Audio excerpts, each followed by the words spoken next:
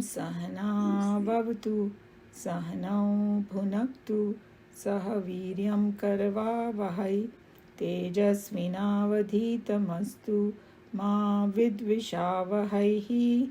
Om Shanti Shanti Shanti.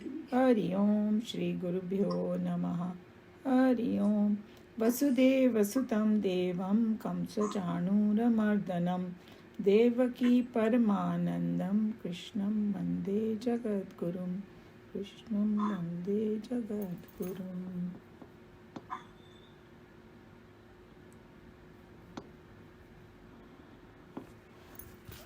Okay, so we are at chapter 8 and today we'll be doing verse 24. So in verse 23 Krishna Bhagavan was telling Arjun, now at what time departing yogins go never to return, as also to return. That time I will tell you. So he had told Arjuna that I'm going to tell you the different paths. One is a path of return and no return, and one is a path of return. So this is also related to, just to have the right context, and the beginning of the chapter in verse 2, Arjuna had asked that question to Bhagwan, that how at the time of death are you to be known by the self-controlled? So, all this is related to that. As the chapter is progressing, he is giving him more different answers, and combined that tells you the whole thing. So there could be different scenarios. So one is that you attain the highest while you are on this earth. Isko jivan mukti bolo, moksha, liberation, whatever you want to call it. But if you don't get that, then what happens for the sadhak? Here we are talking about the sadhak mainly. So then these are the two paths. And this verse that we are going to do has an extremely mystical language. So if we didn't have the support of all the commentaries from the saints and sages, we won't understand this verse at all. We will take it totally wrong. So that's why there are certain verses in Bhagavad Gita that require a lot of contemplation and understanding what they are pointing at. Because you cannot take the word meaning, because it will not do justice to that verse at all. So this is one of those verses. So just keep that in mind. So the verse is Agnir Jyotirah Shuklaha Shanmasa Uttarayanam Tatra Prayata Gachanti Brahma Vido Janaha. Agni is fire. We all know that. Jyoti also we know, light. Ahaha, we have seen this word, means daytime. Shuklaha, जो हम लोग बोलते हैं शुक्ल पक्ष कृष्ण पक्ष. So शुक्ल पक्ष जिसमें चंद्रमा बढ़ता है, इसकी रोशनी बढ़ती है. The bright fortnight they call it in English. Shan masaha means 6 months. In a year, there are 12 months, so 6 months. Uttarayanam, this Shan masa goes with Uttarayanam. So Uttarayanam is, northern course of the sun. Sun appears to move 6 months in a year. It moves northern side, another 6 months southern side. So it's Uttarayana, Dakshinayan bolte hain usko Sanskrit mein. So ye northern course of the sun. Tatra, there. Prayataha, departed. The people like who, leave this body and leave. Gachanti, to go. Brahma, we know, Brahman, that ultimate reality. Brahma vidaha, Brahman knowing, means the one who know about that ultimate reality. At least intellectually they know about it. Janaha, people. So what are they saying in this verse is, Krishna Bhagavan had mentioned in the earlier verse, I'm going to tell you the two paths. So he's talking about the path of no return over here. So this path leads to the final realization, but it's also called Krama Mukti. It's going in stages. That's what it means over here. So it goes to the higher and higher planes. Means it's going in the right direction, if you think about it that way. Brahma Loka. Ultimately, it reaches the Brahma Loka, and there you continue the spiritual journey in the Brahma Loka and then attain the state of liberation. or supreme state of realization. And our teacher used to say that Brahmaji gives you that gyan over there. Brahmaji is your teacher. Imagine that, So that's the path. So this path is indicated by many different names, and these names are starting with Agni over here. So and when you see all these names that are mentioned over here, Agni, Jyotir, Shukla, Shanmasa, Uttarayan, these are all related to light, and this is a mystical language. They're all related to light. So like Shukla Paksha, we know, bright fortnight, इसमें चंद्रमा की रोशनी बढ़ती जाती है, फिर वो पूर्ण चंद्रमा हो जाता है.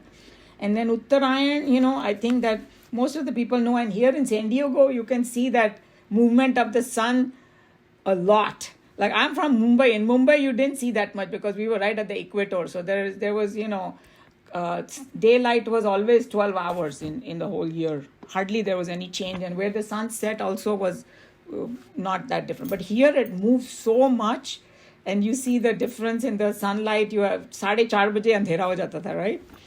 And then sometimes in the summer, it's there till 8:30 and all that. There's light.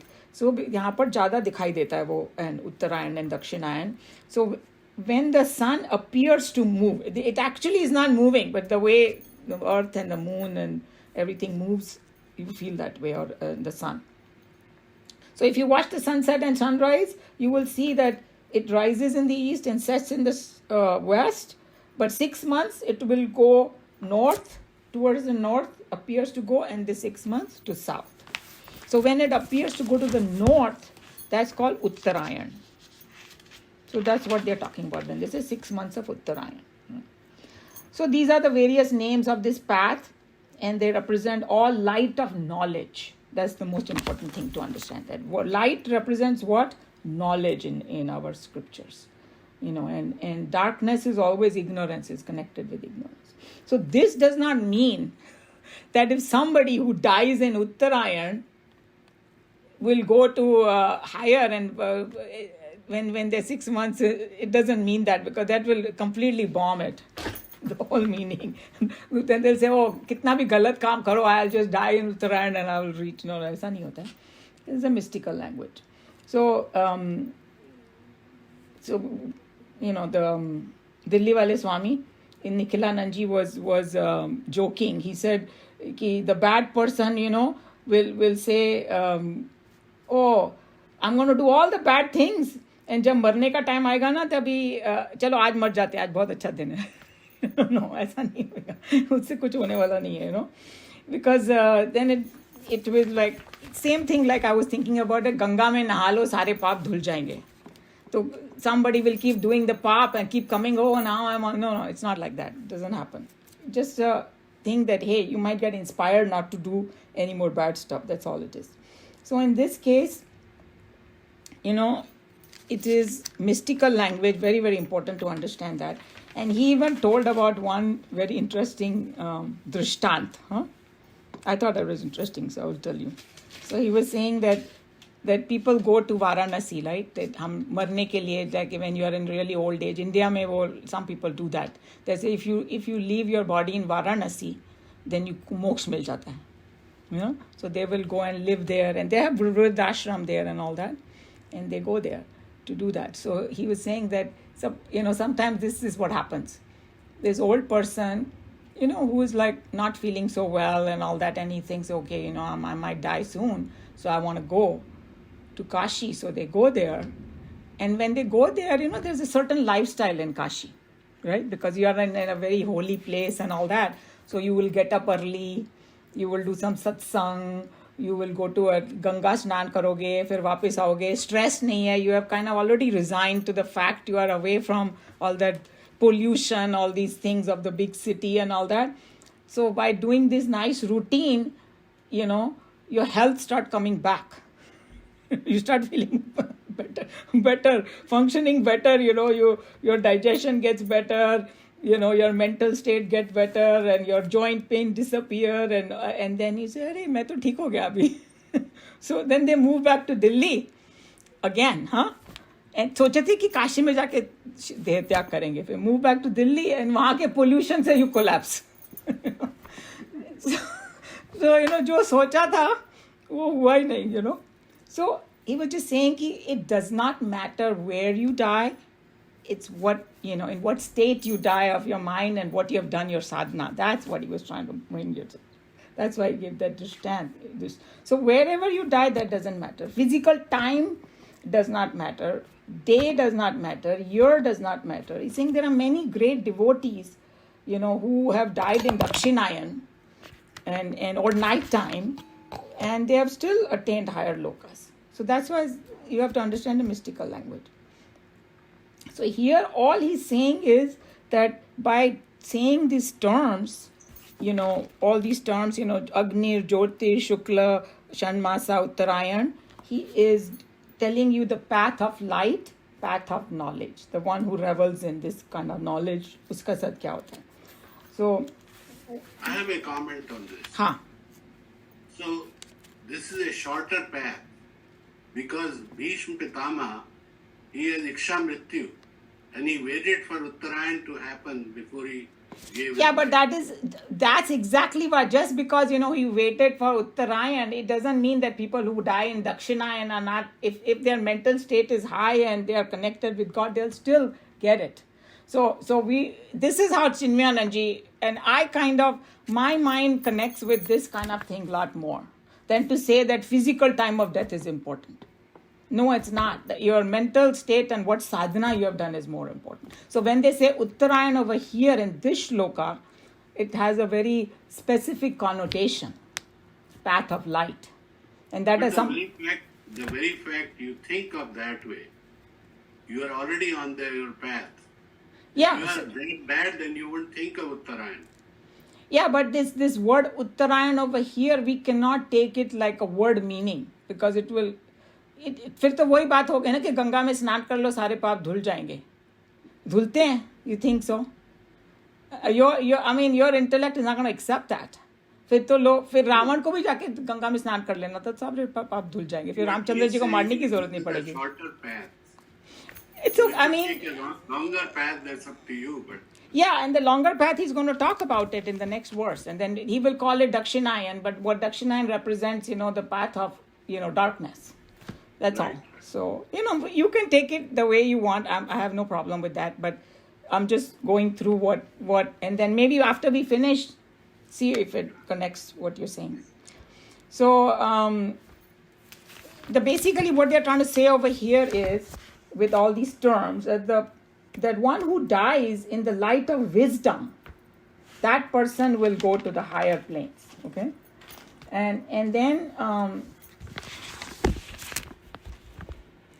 So we saw that one scenario where somebody already got the realization, Jivan Mukti. Okay, so usko to mil gaya ki while he is on the earth, he got the highest. But if he did not attain the highest, like Krishna Bhagavan talked about it in chapter 6, that Arjun asked that question. Hey, I am doing all this sadhana, and in the middle of it, I kicked the bucket. I have not reached the highest. Mera kya hoga? Will I just get lost in this universe? He said, no. Anybody who does something good, they're not going to get lost. That was his promise. So he goes through an ascending path. That's what he's telling, that, this path denotes the knowledge and wisdom one attains by practicing the path of spirituality. Whatever you have attained, that's what this particular verse is pointing towards. So if we have this understanding, then our goal also will become clear to us. Okay? And what does the second line say? It says, Tatra prayata gachanti brahma vido janaha. It says that the one who goes through this path, they attain Brahman, and Brahma vida jana means the knower or the upasak of Brahma, the one who try to understand what Brahman is. And in this chapter, Krishna Bhagavan already started going in detail about what Brahman is. Those two verses, Kavim Puranam, Anushasitaram, that one, I think it was verse 8, I believe. Don't know exactly, but those are the things that once you start learning what Upasak of Brahma and meditate on that Brahman and do the Upasana, it could be Omkar Upasana or whichever way you want to do it, or just meditating on Brahman. While you are doing that, if you are not realized the highest, then you will, when you die, you will go through this path. So what they are trying to say is the one whose mind is tuned to Brahman. So that person doesn't need to come back to this earth. Like our teacher used to say that this earth is like a school, you have to graduate from here. So जब कोई fail होता है ना, उसको वापस आना पड़ता है वही क्लास में फेंको वापस. So that's what it is. That it is, you don't need to come, because this is a dukhalaya. Krishna Bhagavan already said it. Ashashvatam, dukhalaya ashashvatam. It's temporary and it is dukhalaya. Nobody needs to tell us about it. So, and then also he was reminding us, Nikhilanandji, that in chapter 6 we learned two things, Abhyas and Vairagya. We have to practice both. That hey, Abhyas and when the practice becomes good and you are kind of more and more established in as Abhyas and Vairagya, then you don't come back. But if you are very, very weak in it, जैसे वो जो fail और पास का एक level बनाते हैं ना, कि इसके नीचे अगर होएगा तो फेल हो गए तुम, इसके ऊपर हो गया तो पास हो गए. तो वैसे ही वो अभ्यास और वैराग्य का लेवल है कि अगर तुम ज़्यादा नहीं सीखा, कम सीखा, तो वापस आना पड़ेगा, और अच्छे से थोड़ा वो सीख लिया and you are still not there, then you go further. Umaja, one request. Yes. What is the metric yard in this journey? That, okay, how much understood and you have gone towards moksha? Is there a metric yard for this thing? I don't think that they have like a जो आपके science में होता है ना कि भाई अपना blood का लेवल देखो, उसमें कितना आयरन है, कितना, वैसा तो नहीं है. And I was going to come to that point, what you are saying. Okay? But any indications? Yes, so indications are definitely there. And Thank you. So what it is that, this topic, this one very important point over here, now that he brought that up, that I'll bring that there is no physical proof here of all these things, that what Krishna Bhagavan is saying. कि भाई मेरे को दिखाओ. हमने discuss किया था ना last words में कि कोई कैमरा नहीं जाता है तुम्हारे साथ, कोई ये वाला कैमरा ना अदृश्य वाला भेज दो उसके साथ, तो देखो कहाँ जा रहा है वो जीव. We don't know. After somebody dies, we have no clue because we are not there yet, right? So how do we know that? We depend on the scriptures. And in scriptures, it's a very popular thing. That's why you have to have Shraddha with the scripture. That these people, जिन्होंने मोक्ष प्राप्त कर लिया है, जो जीवन मुक्त हैं, जो इस धरती पे हैं, वो हमको बता रहे हैं. वो श्रद्धा नहीं होगी तो आप मानोगी नहीं उसकी बात, And of course, Shastras mein, this is a very popular theme because everybody wants to know.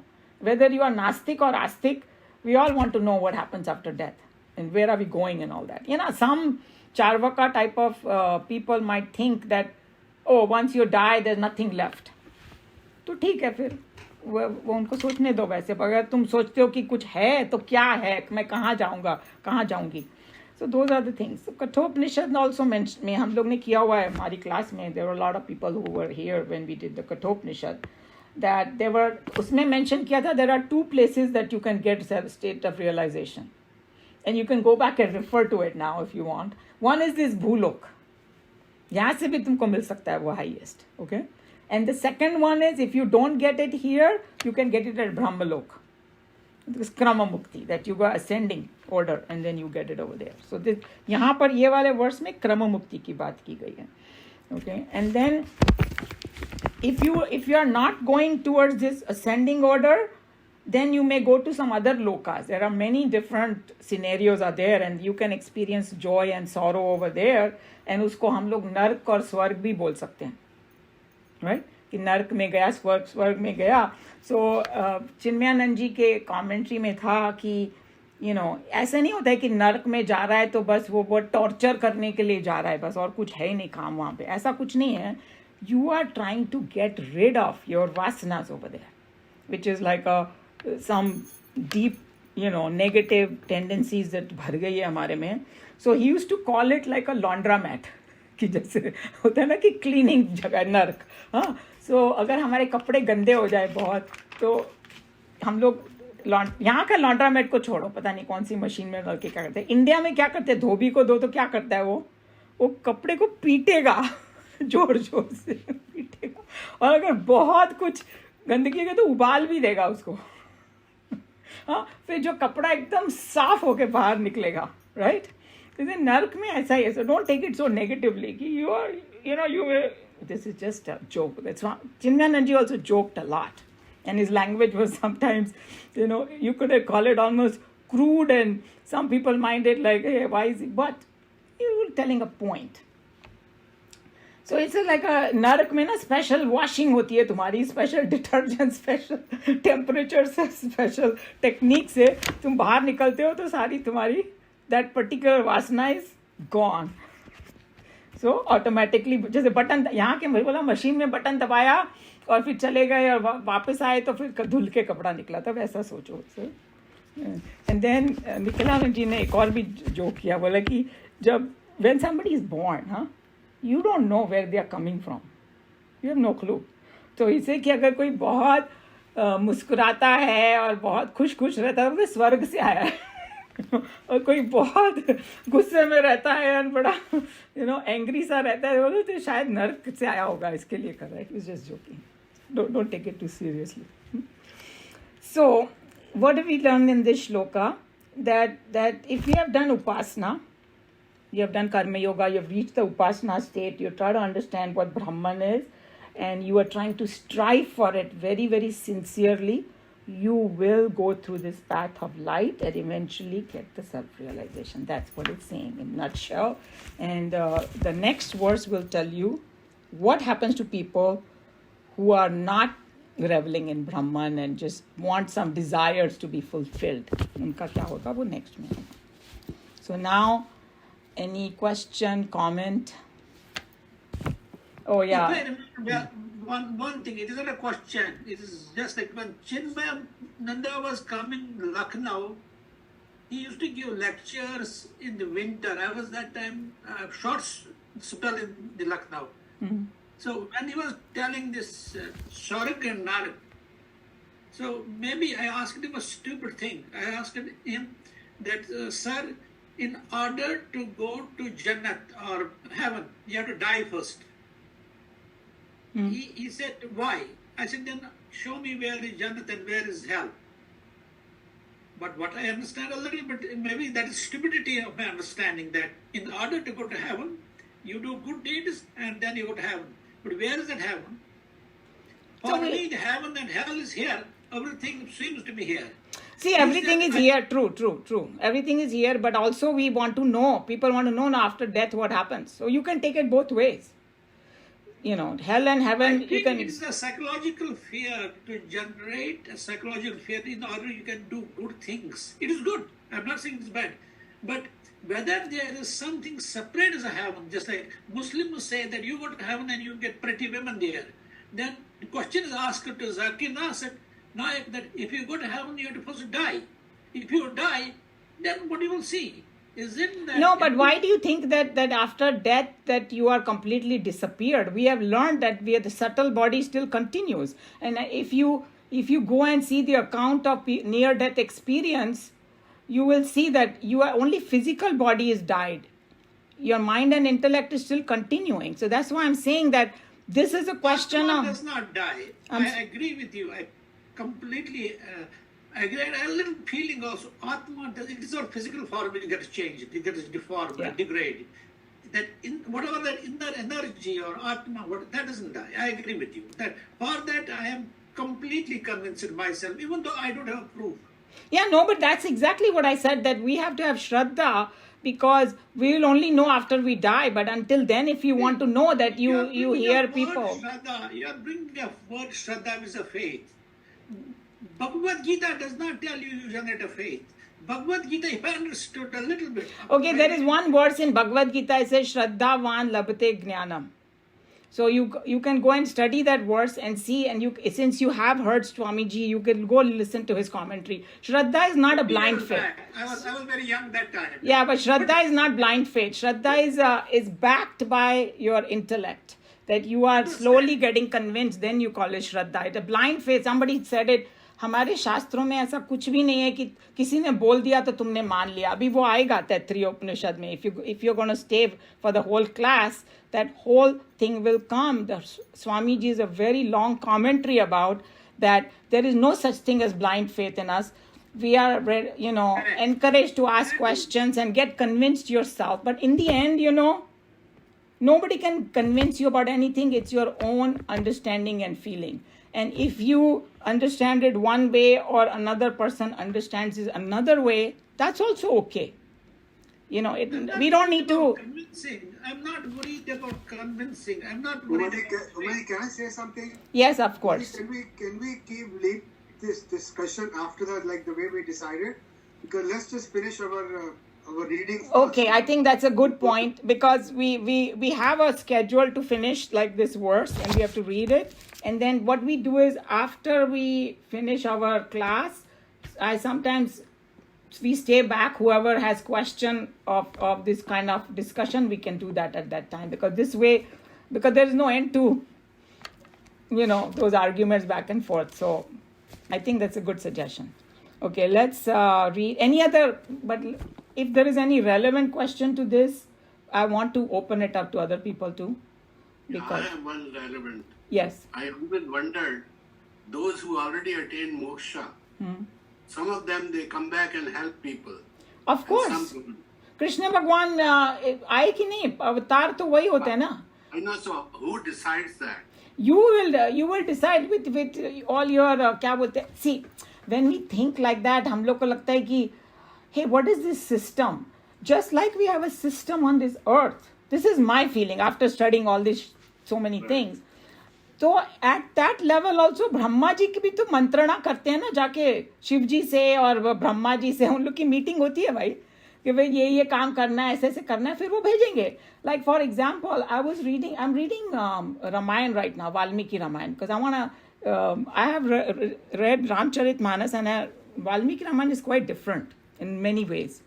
उसमें उन्होंने बताया कि जब विष्णु जी ने डिसाइड किया ना कि is going to take avatar as Ram, right? So जितने भी, and then he had a whole plan कि भाई वो ऐसे ऐसे करेंगे, वानरों से सहायता लेंगे वगैरह वगैरह. सो वानर और रीछ वगैरह जो पैदा हुए ना, वो सारे स्पिरिचुअल लोग थे, बड़े बड़े ऋषि मुनि, और जैसे कि बाली एंड दिस क्या बोलते हैं, अंगद वगैरह, वो सब, not Angad, what is the other name? Sugriv was a Suryaputra, right? So they had lot of अंश of all these divinity, and मतलब लाखों की संख्या में वो उन्होंने जन्म लिया सभी लोगों ने. तो वो प्लांट करके आए थे. So they were not ordinary बंदर पकड़ के ले गए कि भाई चलो बनाएंगे. नहीं, they were like so strong mentally, physically. उनकी जो सेना है ना, वो उसका डिस्क्रिप्शन पढ़ो तो रोंगटे खड़े हो जाएंगे. So it was not a ordinary plan. So जब कोई आता है तो सब सोच के आते हैं वो लोग कि these are higher people, are the higher low caste, they decided to come to earth to do this job. So they knew why they are coming. And same with gopis. We think gopis are ordinary women. No, they were rishi munis who took birth as gopis because they wanted to experience the love of Brahman in a physical form. So that's why they came on this earth, to experience that. So that's what it is. That's what I understood.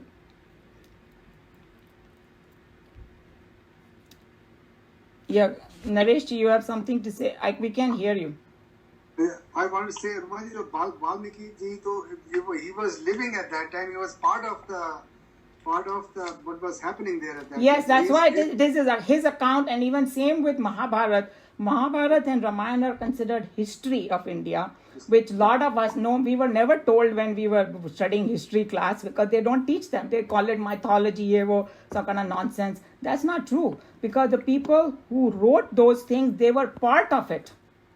And then if you read, Valmiki Ramayana, उनको वो शक्ति दी गई थी special कि उनको पूरा वृत्तांत एकदम क्लियरली दिखाई देगा, just like as though it's happening right now. When he wrote it, some people get that vision.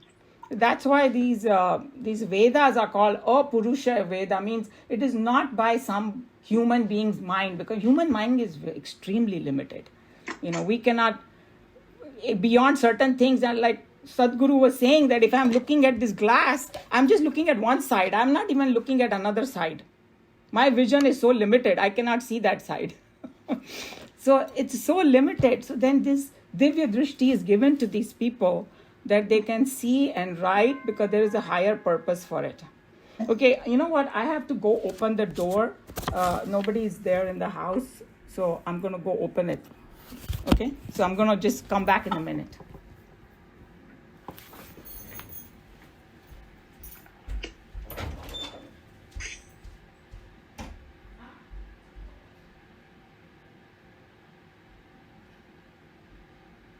Happy New Year, everyone. Happy New Year, Happy Geeta ji. Happy New Year. Geeta, Happy New Year. Very good to see everyone in the new year. Yes, let somebody lead the show now. Okay, I'm back. Okay, so any other question or comment before we read connected with this? Any volunteers to read?